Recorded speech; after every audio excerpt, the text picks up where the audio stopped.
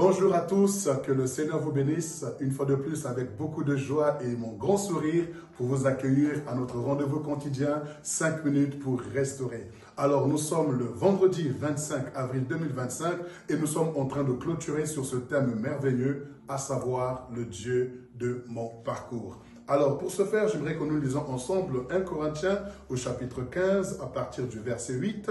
1 Corinthiens chapitre 15 du verset 8, la Bible dit ceci.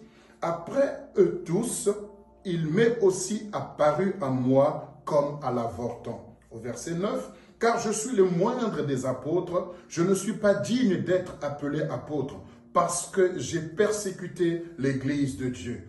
Mais par la grâce de Dieu, je suis ce que je suis, et sa grâce envers moi n'a pas été vaine, loin de là. J'ai travaillé plus que tous, non pas moi toutefois, mais la grâce de Dieu qui est avec moi. Alléluia. C'est l'apôtre Paul qui parle ici et il dit donc lorsque le Seigneur est ressuscité, il s'est révélé à ses faces, il s'est révélé à Jacques et aux autres et également à lui-même et il se voit comme étant un avorton. Lui qui était un persécuteur de l'Église, lui qui était un meurtrier, lui qui était opposé à l'évangile, à la saine doctrine, voici qu'il est devenu par la grâce de Dieu apôtre de Jésus-Christ, le Dieu de ton parcours. J'aimerais te dire à cette étape, à cette station, n'aie pas honte de ton parcours. N'aie pas honte de ton histoire. Ton parcours est parsemé d'embûches. Ton parcours renferme des échecs,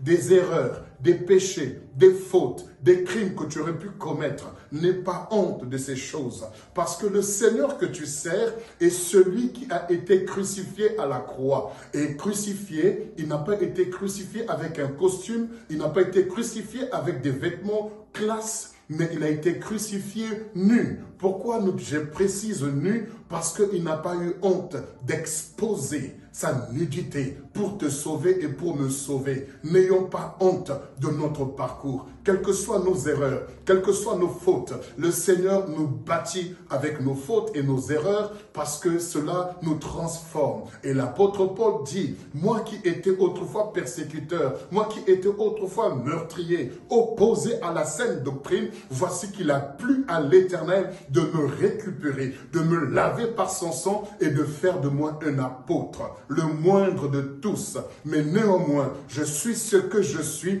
par la grâce de Dieu. Et la grâce de Dieu en moi n'a pas été vaine parce que j'ai travaillé plus que eux tous. Toutefois, non pas moi, mais la grâce de Dieu qui est avec moi. Oui, bien-aimé, mon frère, ma sœur, j'aimerais t'encourager à ne pas être honteux de ton parcours. N'aie pas honte de ton parcours. Ésaïe 54 dit, tu oublieras la honte de ta jeunesse. Tu oublieras les fautes de ta jeunesse. Tu oublieras les erreurs de ton parcours. Mais tu te souviendras que tu as un Dieu qui t'a relevé lorsque tu étais au plus bas. Tu as un Dieu qui a cru en toi quand personne ne croyait en toi. Tu as un Dieu qui t'a aimé quand bien même toi-même tu ne t'aimais plus. Combien toi-même tu voulais carrément te suicider. N'aie pas honte de ton parcours parce que tu as un Dieu qui est l'auteur de ton parcours, tu as un Dieu qui est réparateur de ton parcours, tu as un Dieu qui est restaurateur de ton parcours. Si ton parcours a été restauré, a été renouvelé, a été réparé, il ne